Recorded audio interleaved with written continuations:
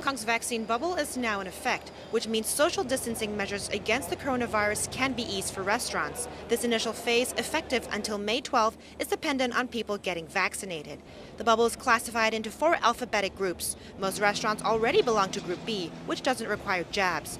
But for Group C, if all staff have taken their first vaccine doses, all or part of the restaurant can be designated for tables to seat up to 6 people. Diners in this designated zone must use the Leave Home Safe tracing app to register visits, and dining hours will be extended to 12 a.m.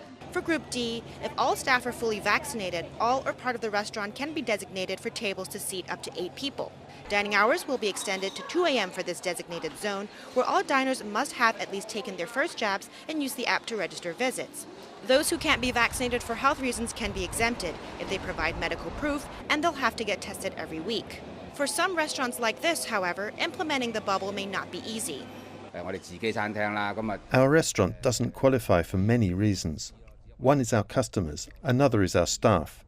We can only do Group B because while I'm vaccinated, most of our staff can't take the vaccine, and almost 40% of our customers want to fill in forms instead of scanning QR codes through the app. So we can't join Group C.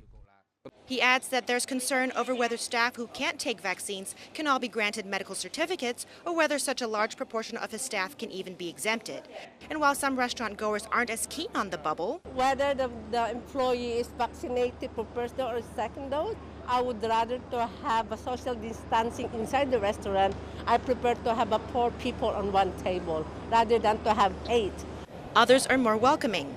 It's good for Hong Kong, and it's obviously going to stimulate the economy further. We would definitely be eating out more. So more people vaccinated, I would definitely feel safer going out and participating in the restaurant industry.